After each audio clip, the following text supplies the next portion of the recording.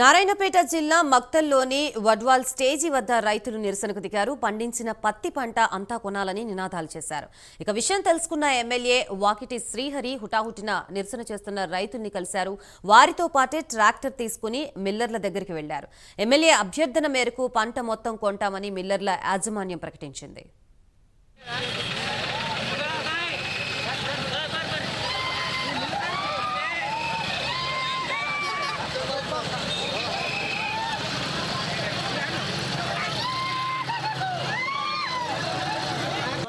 ఇబ్బంది పడవద్దు. ఈరోజు నేను వచ్చిపోయినా కాబట్టి సిఏ గారు ఉన్నారు, ఇక్కడ ఉన్నారు, మా లీడర్లు అందరూ ఉన్నారు.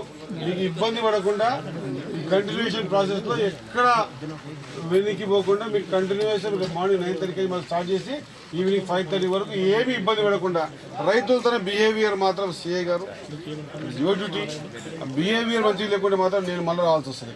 వరకు బండి చడిపోయింది, అదేమో ఇళ్ళ వంటింది, అదేం చెప్పిండు.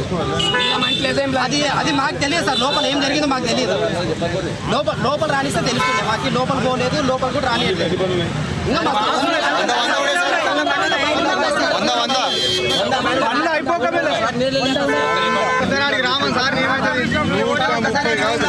$150 బండ్లైనా అనిపించే బాధ్యత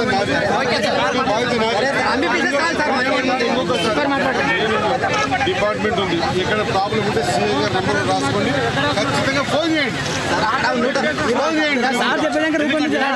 చిన్న పనికి చేరాదని మనకు ఎంప్లాయ్మెంట్ ఇస్తున్నారు. నిజంగా వాళ్ళు పత్తి పండించి నీకు అమ్ముతున్నారు కాబట్టి నేను జాబ్ చేస్తున్నావు. మీ స్టేట్ డబ్బులు ఇన్వెస్ట్మెంట్ చేస్తున్నాడు, వ్యాపారం జరుగుతుంది. మరి రైతే లేకపోతే కాబట్టి ఆ రైతుని గుర్తించే పని చేయండి. ఎవరు కూడా ఇబ్బంది పెట్టకన్నా మీకు ఇబ్బంది కాదు. రేపు నాకు కంపల్సరీ కావాలి. ఎస్ఐ గారు మీరు రేపు చూడాలా, మీకు కంపల్సరీ కానిస్టేబుల్ ఉండాలా. పత్తి మిల్లు కూడా మనిషిని పెట్టండి.